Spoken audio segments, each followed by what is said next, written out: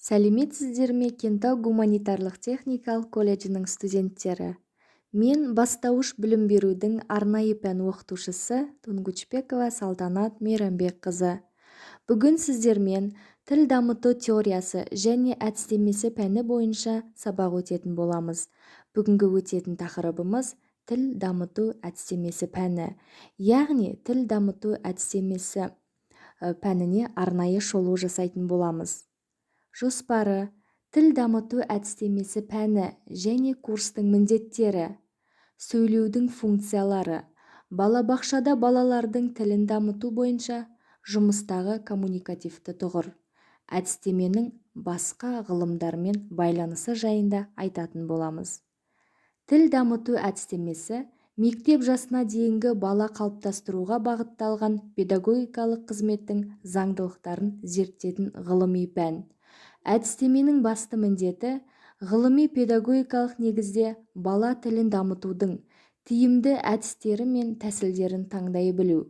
Курстың міндеті балалардың ауызша сөйлеу тілін өзінің жолдастарымен, үлкендермен сөйлесе білу дағдыларын қалыптастыру.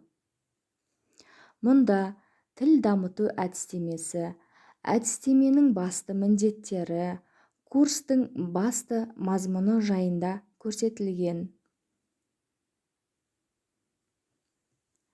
Жас жеткіншектерді баулып тәрбиелеуде көркем әдебиеттің рөлі ұшан теңіз.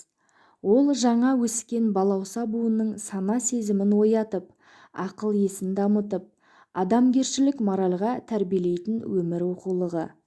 Мектеп жасына дейінгі бүлдіршіндерді өздерінің бойына шақ әдеби мұраларымен сусындатып, тәрбиелеу педагогтердің алдындағы міндеті.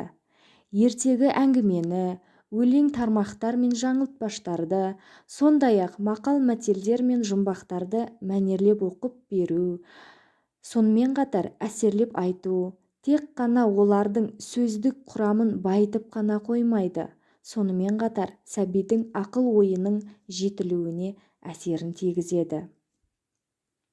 Ежелгі қазақ әдебиеті өкілдерінің балаларға қалдырған әдеби мұрасы Алтынсарин, Абай Құнанбаевтың өлең әңгімелері осы күнге дейін тәрбиелеу мен оқытуда, ғылым жолын танытып, өнер-білімге баулуда қастерлі қасиетін еш жойған жоқ.